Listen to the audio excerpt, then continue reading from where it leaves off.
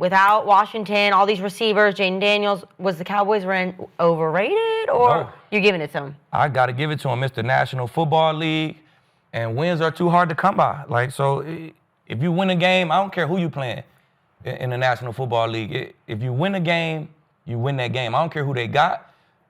I remember when I first got to the league, right? I'm going against damn scout team receivers, and I'm calling my brother after practice like, bro, this motherfucker, no name? Cold. Oh my God, he Kill cold, him. bro. He killed me. I couldn't stop shit today. I just remember making those calls, so he has no receivers. It's the National Football League. We're talking about a group of 2,000 guys. All these motherfuckers is good. Simple as that. So whoever out there, that's who we play with. That's why they make the team. You know that, Richie? The backup guard is good. That's why he made it. Right. That's why 1,000 other guards didn't make it, because they wasn't good enough. It was a class of 2,000 guys. You know what I'm saying? So I don't care who out there. Dak came out, looked amazing. He had another 3-touchdown game, 0 interceptions. You know what I'm saying? The defense took advantage of the opportunity. Y'all don't got y'all starters out here.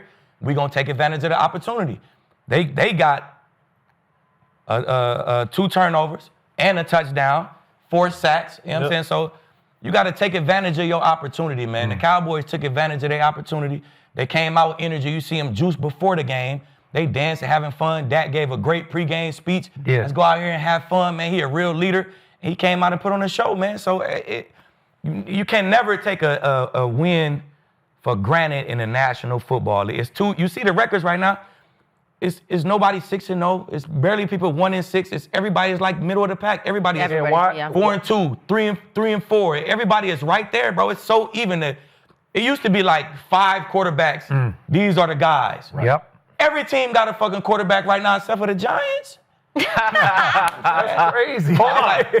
I just do it while Richie here. 70% chat. I just do it while Richie here. 70% chat. I'm riding with you. Let's go, G-Man. Hey, but even to Key's point, no win in the National Football League is overrated. You know why this one's even more not overrated? It's a division game. Tough. Right. You know who's most people would consider the best team in the division? Philadelphia Eagles. One of those losses they have is a division game. So we have to keep winning in our division. They beat the Commanders. They usually split with Philly. Okay? Now they got to play the Giants. This is a very, very important game. Now, when we talk about the performance as far as leading towards the playoffs, there's a lot in this game, if you break it down, that you don't hang your hat on. Yes, they had 4 sacks, but also you got to look at Jaden Daniels. He had more time to throw yesterday than he's had the entire year. Yes, so if you go look at that, if we're going to take that mold and move forward with it, that ain't going to work. That's not going to get it. They gave up 136 yards rushing. The average is 141 they've been giving up. So, okay. It's basically the same thing. Yep. So you don't want to ride home with that, but underrated? No. You don't underrate wins. A win is a win, but you do have to gauge it. I'm going to say it again. I'm going to keep saying this. Never accept in a win what you wouldn't in a loss. If they lost that game, you're going to say, well, the pass rush, we got to get home more. Well, we got to do this more. We got to do that more. But underrated, no. It's a division game, and winning games are hard to come by. They just are. And they won the game at home, and they took advantage of their opportunity. Yeah. The backup came in, pick 6. That's what you expect. Yep. If the backup come in, oh yeah, we lighten him up. Forget the revolving door offensive line. Great.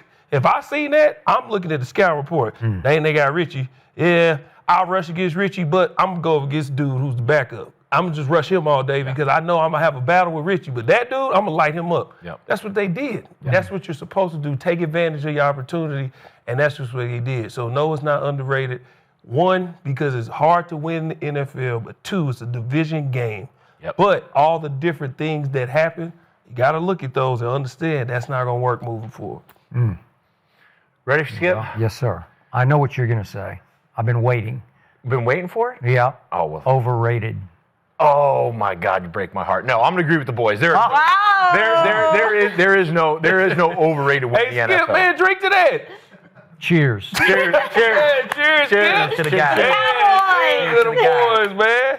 No overrated wins in the NFL. It's hard to win. It's hard to win consistently. I mean, like Heap said, these are studs. These are the best football players in the world, and that's why we say any given Sunday. Yep. Because any given Sunday, anybody can be beat. And for the Commanders, you got to roll out the 53 that you got healthy, right? I would have loved to see Debo and McLaurin get a shootout, but this was a great win for the Cowboys. Dak is playing out of his mind.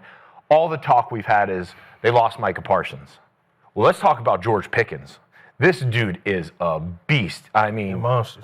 possession receiver, throw the ball up anywhere near George, and he's going to come down with it. CeeDee's back. He looks great. Dak is playing the best ball. Skip, would you say Dak's playing the best ball of his career? Ever. Yep. Ever. Ain't even close. looks insane. Raising the Insane. bar Yes. each week. And they know they have to go out and score a ton of points. They got to go out and score a ton of points because the defense is bad. Defense has been hearing that. Couple red zone trips for the Commanders, there was absolutely zero pass rush. But the defense got involved. Strip sack turnover. Yep. INT, pick six. Yep. That's playing complementary football. That's playing team ball. Defense got involved, making big plays when needed. So I was impressed with the win. I am shocked that all three of you didn't disqualify this win because I thought each of you would take this or that or this or that and say, I don't know about that or I don't know about that. But by acclamation here, I'm going to put the big exclamation point on this because I'm going to say this again. I'm going to say what I said going into this year. I like this Cowboy football team. I liked it. I loved it going to Philadelphia. And the greatest, most painful irony of the whole year for me is that CeeDee dropped two big passes in the fourth quarter, or we're going to win the game at Philadelphia and make an opening Thursday night statement. Then we lost CeeDee on the first offensive series at Chicago with him carrying the freaking football. And we just collapsed. I don't know what happened, but I still don't know how we lost at Chicago, and I still don't know how we lost at Carolina, but it was a lot of Rico Dowdle getting even. But to their credit, they got back up off that mat. It went to the buzzer, went to a walk-off field goal, and they said, okay, division game, watch this. I saw firepower yesterday flash everywhere, even some on defense, and I still say that the individual talent on defense is way better than it has played under Eber Fraud or Eber Fluke or whatever we want to call him. They did play man yesterday, and they played it about half the time, which he was under fire to do, but they did it without Trevon Diggs. And I love Trevon Diggs as a talent, but he wouldn't buy in, and so I think there was a weight lifted off the defense yesterday without Trevon. Again, am I saying they're better without him? They're obviously not. And He the reason they played so much, man, yesterday. He was that's the only one who would come speak up. The whole game plan was geared for the guy who allegedly fell down at home and hit his head. I don't know what happened. I'm not sure I'm buying that, but whatever happened, happened. Okay, well, I don't know. But he was in concussion protocol, and I'll just say, I hope he comes back with a better spirit, just a better where maybe he needed a week off, maybe he needed a week away, and now we're going to Denver, and I'm going to get to that in just a second. But Dak Prescott is different this year. To your point, leadership, he just carries himself differently, like he's in command of the whole show. Right. He's in command of the locker room. Yep.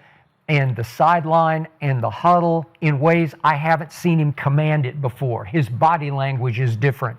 His speeches are different. They're more with conviction that I haven't heard. It's like in the past when he gives a pregame, it's like he's trying to convince us it's going to be okay instead of believing this is going to happen right here, right now. His two receivers with CeeDee back, it's the most dynamic duo in football, and I give you Jamar Chase and T. Higgins, but T doesn't fit in this conversation. These two together, there's no more explosive duo than these two because they can beat you so badly so many ways. And Pickens is the best. I said it when Jerry stole him from Pittsburgh because Mike Tomlin just finally said, more trouble than worth. He's not going to grow up here.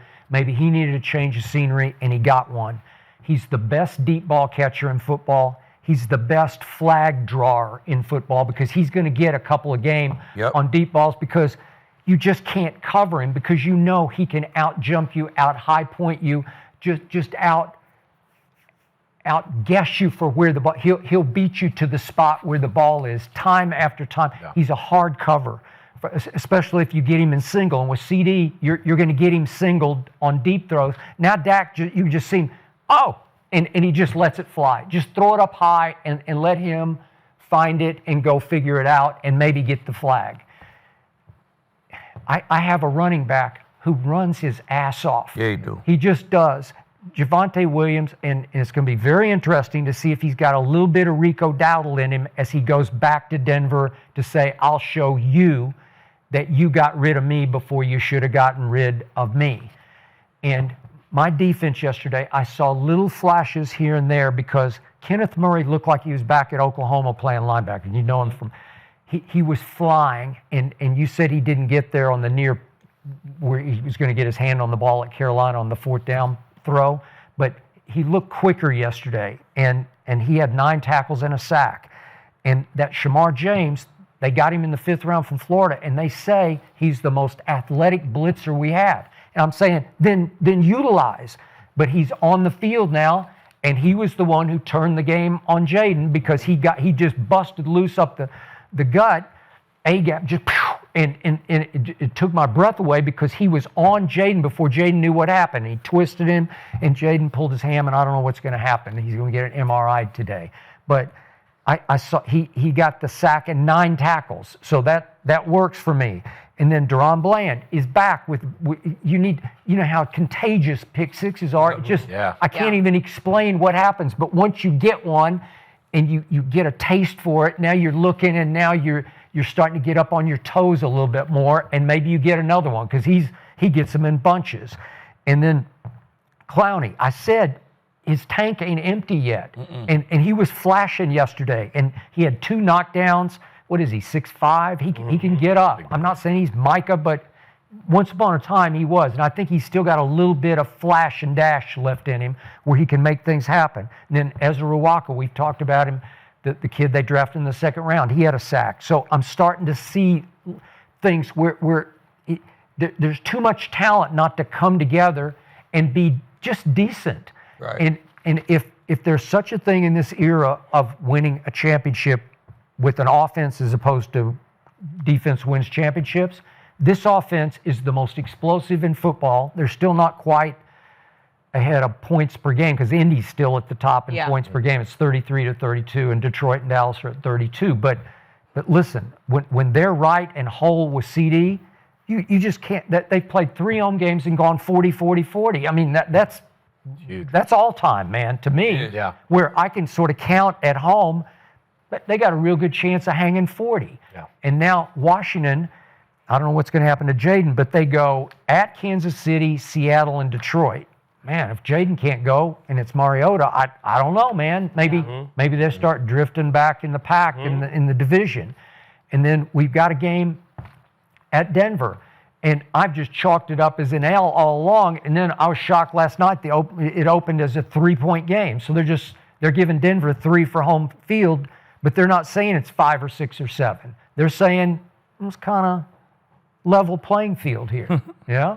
So you think Javonte's got a little something for Denver?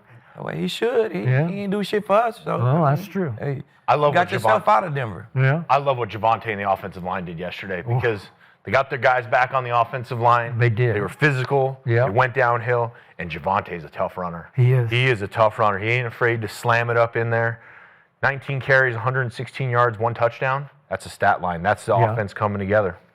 It just works where we haven't had that before. Even with Rico Dowdle last year, it wasn't like that. No, it wasn't like that. Hey, Rico had a good game at the Jets, yes. So maybe he's found him. So maybe he needed to change his seam. Right. But you still have the Cowboys in the playoffs, maybe. You're holding on? I just do. But Okay. they're going to have to go. They're going to have to take off. Before we move on, man, you be giving my guy Keeb a hard time For what? all day. Can't nobody give me a hard time Say today. he started, whatever. I gotta give. We talked about Parsons and how he don't wreck games and how he don't, he not clutch or whatever. You said how Dak is different and he just playing different. Hey, can we put these pictures up here? Do y'all got those? Oh, Gerald's got something up Y'all ain't got them? Oh. Okay. So I don't know if they'll be up there, but there was a play yesterday Okay. where Dak had to pick up a first down. and he ran. There's two defenders with a I know the lot play. of space. I You know the it. play? Yep. And he ran and got He did. You remember that play versus the Packers? Yep. Where Dak was running and you said, I just don't. Micah didn't really. Didn't that game end up in a tie? And if Dak goes right there without Micah there, don't they score? They score. Cowboys I win? already said he saved So the Micah, I wish we had the picture so you could see. Okay, I But know you the play. you I know I'm just both the saying. plays. You be saying Micah don't be. I'm just saying, Skip. Okay. Like he the reason y'all ain't got an extra win. Okay, Edgerrin Cooper would have rocked Dak before he got to the 2-yard That was line. Bobby Wagner he ran through yesterday. And Edgerrin Cooper missed, I'd say it again, he missed 5 tackles that game. And that was Bobby Wagner he ran through yesterday. So I'm just saying, Skip, you can't, we got to. So you're saying we miss Micah Parsons? The is what you're saying. offense is very explosive, Skip, but we know what's going to hold the Cowboys back. You know what I'm saying? That defense is going to hold you back every time. You know what I'm saying? You're going to see flashes. I said the players on that defense is great, but it's not a quick fix. Do you remember DeMarvion Overshown? Yeah, he coming you know back. what he can do? He back, right? He Yep. should be back. He should be back in a couple of weeks. He'd probably be on the play count. Greenlaw was back for us, but he definitely was on the play count. Maybe. Probably played 20 plays for us. Maybe. He's coming off total knee reconstruction. But they defense- say he's way ahead of schedule. Defense You is remember just him? not a quick fix, Yeah. though.